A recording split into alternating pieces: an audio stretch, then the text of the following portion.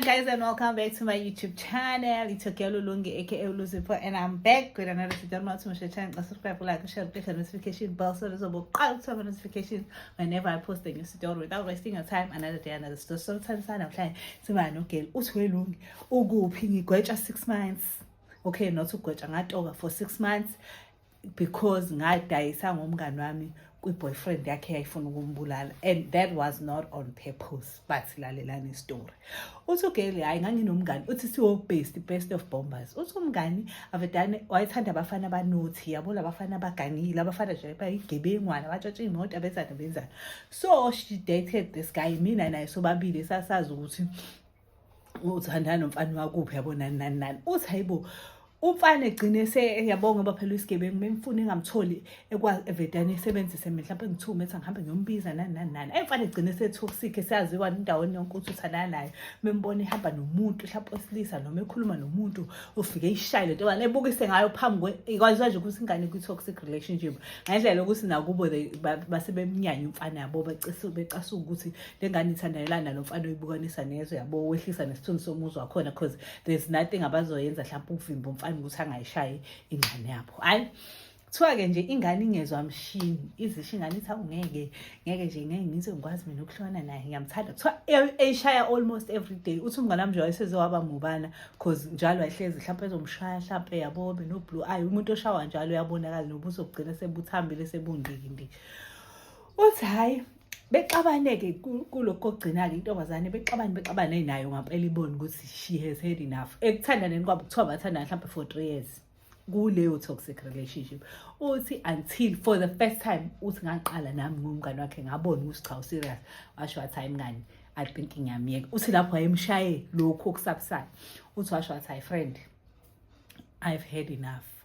Uthi hayi wahamba ugelwa kubo kusho ukuthi engasamkhulumisa umfana engasayibamba ingcingo zakhe engasenzi lutho umfana abe angry. Uthi ugeli ngaleyo la ngithi ngiyayiphumela nami umfana ucuthile ngasekhaya uthi mecuthile ethi evedane ekhulume nami yabo uthi kwasiqhwalele but kwakusabonakala umuntu ukuthi uba kanti sho sikhona umuntu ozosibona sikhuluma.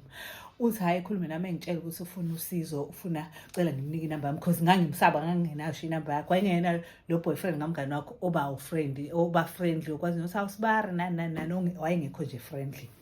Uthi hayi so nje ngangimsaba uthi avelana acela inamba yami athi khona afuna ukuyikhuluma nami kuyaphuthuma. Uthi yo nami ngoba ngiyasaba ngimnikeza usashe besuke ehamba. Uthi wayeyingane kodwa wayenemoto ngaleso sikhathi. Uthi hayi nangempela ehamba uthi ngibuze umfana uzoyenza nenamba yami. Ngibuza umngane kwenzekeni kanti athi umngane nje ngizokuxoxela kahle mngane mase ngubona but nje ngiphumile kulomfana ngihlukene naye ngibamba ingcingo zakhe nani. Hayibo uthi ngithi mina ufike la angry wacela inamba yami uthi abo ngixoxele phela umngane wami. Uthi thina nje uyakudakelwa lo mhlawumbe ufuna ukuthi ekuncinge ukuthi umncengele mina. Hayi uthi nangempela ufana ngifonela silalela-ke ngifuna ifavor umngane wakho ngiyazama ukuxhumana naye angimtholi noma ngithi ngenzani angimtholi yezwa.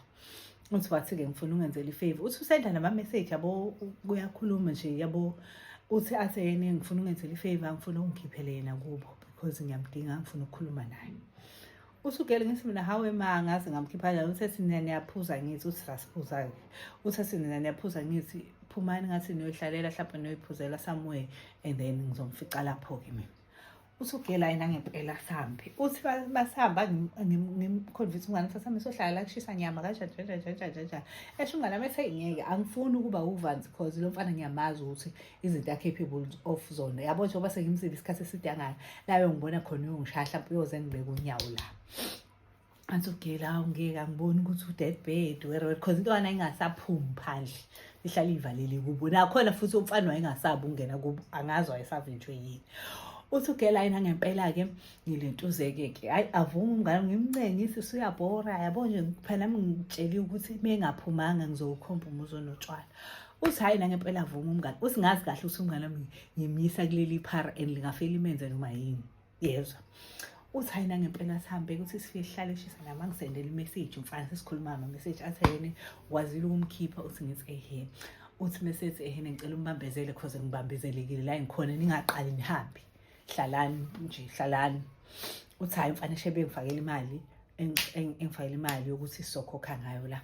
afake imali angicela account number vele kwasukukhona uCapitec ukuthi ngimsendele uCapitec wami vele uyiyona le number engiwathapha ngayo uthi hayi mfana ayifake imali yokuthi sithenge ezabuza umntana imali uyithathaphi uthi ngithi mngane akubuzwana ngihorazela uthi sithenge inyama sithenge utshwala yabo kube mnandi uthi umfana lokhethi nje ngisendleleni am 30 minutes away ningahambi uthi hayi nangempela ke singahamba uthi mase umfana hayi seningahamba yabo uthi ngenkathi umfana seningahamba uthi ngixakha lo mfana ngathi ufuna ukuthi sihlale kodwa uthi ngibonge kwayilokho kodwa uthi wamuhle Jesu usho ukuthi sebezokunika uthi kuyawokhwa ngithi kungasekhaya indawo yangasekhaya uthi nje sisawokha kuvele kuma imoto ivedanithi fusikani sithukwe bedonsa lo geli bemfaka emotweni uthi yo ngiscream ngihayize kodwa engqondweni nginakho uthi ho yilo mfana usezolanda umuntu wakhe uthi ngiscream ngihayize kubuza kwalo kwenzenjani ngithi mina phakathi imoto yasatha ugeli hamba naye yabo kubo bebuzeke because ugeli as much as wayaziwa ukuthi ubi-abusive relationship but babengazi at that time ukuthi unenkinga enkulu kangaka ukuthi uzama ukuhlwana nalo mfana nomfana ngayithathi le nto hayi usukele gidime ngiyosho kuba ukuthi hayibuka kade ngimene osibanibani kuthiwa kubebuza akulola liphara bethandana nalo athi geli angazi angibonanga vele kwaqhamuka imoto nje yapaka yabuthatha bahamba la kuthiwe nje akekho omunye yilo leli phara lakhe hayi kuthiwa ngempela kubo-ke belentuzeke-ke behambe beyoripota kuthiwa hayi kuyalindwa yazi-ke nawe police station kuyalindwa kuthiwe kuyalindwa hayi kuthiwa linde kodwa beyivule-ke i-statement because kwakugelwayo i-proof yokuthi uthathiwe utshontshiwe lo muntu it's not like umuntu oyihambele yabo hayi nabo phoyisa ebona ukuthi no we have to open case la because we kidnapping le ngeke silinde u24 hours hayi kuthiwa ngempela kuphunya umkhankaso ibheka intombazane kamfana kuthiwa makufika nje endlini yamfana unomjondolo-ke somewhere ngakhona kodwa kude nangakhona kuthiwa hayi makufika khona mfana uhlala emjondolo nje kubona ukuthi hayibo akukho kufanele ivukise nje umuntu oyivukele ubuthongweni ebuze ikhiphani utshela kuthiwa hayibo ingane ikidnaphiwe kanje athi ulowo muntu ngamgcina nini angisamazi sahlukana mina naye yikho nje ngihlanganisa nalowo nani nagcina nini kungibona lapha ngizulazula ngakini yabo ayi ngempela nabantu besho bamembona phela esho noma wakhe ukuthi ayichana mangiseza ngambona kodwa umfana sekunesikhathi yabo hayi kuthiwa nangempela-ke kubona ukuthi cha umfana akayona i-suspect umngani kodwa uyalazi iqiniso ukuthi umfana uyi-suspect hayi kuthiwa-ke uhanjwe-ke hayi mekuhanjwa-ke alentuzwe-ke ahambe-ke hambe amase-ke eyalentuzake ugeli-ke ahambe uma ehamba-ke fike-ke inkosi yami kubhekwe kufake umisephesini lutho intombazane hayi kuthi kusenjalo kuvedane umjondolo kamfana ushe unqonqe umjondolo kamfana usho unqonqe yabo kudume nje nangakhona ukuthi hayibo umfana ushelwe yindlu yanqonqa ngapha kuyabhekwa intombazane ayitholakala ayishisa amaphoyisa-ke wahlula lutho nani nayazi ingalo-ke yomthetho ayidlali kuthiwa nangempela kubheke amaphoyisa angazi ukuthi kwenzakala kanjani avedane elanda umngani wakhe melanda umngani wakhe kuthiwe ngeke there should be something between wena nalo geli yabo hayi bethathiwe ifoni yakhe kuthiwa kuyo-check-wa ukuthi mhlampe yabo babekade bekhulumile kubonakale ukuthi kuvele ukuthi hayi ubemncenga ukuthi behambe yabo befunde nje ama-chat abo bawuthi ugcine nikhuluma naye asho ugeli aveze phela nabona ama-chat akhe emsulwa wavezela amaphoyisa akho ukuthi ifoni ayango-check-a wawavezela yena watshela kuthiwa ngigcina ukhuluma nakhuluma ngani asho ugeli ukuthi kuthiwa why wawumncenga ngoba uyakhombisa ukuthi akafuthi wathi ugeli angazi kusho ukuthi nje ngangilahlwe la kithi kuthiwe nje hayi wena uyi-suspect wena hayi ugeli kuthiwa uyi-suspect-ke kumele ukhulume ubhale i-statement sakhe hayi ugeli asibhale i-statement asho ukuthi akazi lutho ukubuzakala uke waxabana ne-boyfriend yakhe athi akazi kubuzakala ukuthi ayikazi zama ukuxhumana nawe ayikho into ethi nje intombazane lutho iphike yonke into hayi kuhambe isikhathi-ke intombazane ingatholakali angazi ukuthi kulowa muzi benzani mayesho ugeli uthi hayi umfana evedane eyileni e-police station engabe wayehlushwa ile ntombazane engabe kwenzakalani kodwa ngithiwa umfana waya yini e-police station wafika wageqa amagula ukhuluma washo nanokuthi wasabisa ugeli yena wakhipha lona njengoba bebona ama-chat kunama-chat emncengo yena wamncenga yabo akhulume sonke istory asho umfana evalelwe ngaphakathi aconfess nje yonke into alando uGeli uthi uGeli yaphinda lando ibuzwe futhi akatsheni ukuthi umfana sevume yonke into ayaphika uGeli ame nje kwi-statement sakhe ukuthi no mina angazi lutho were because phela uthe nje ukuthi uzobulawa mekhuluma uthi nje vidane etshenwe yonke into ukuthi wena unamanga kanje omfana-ke mase yasho ukuthi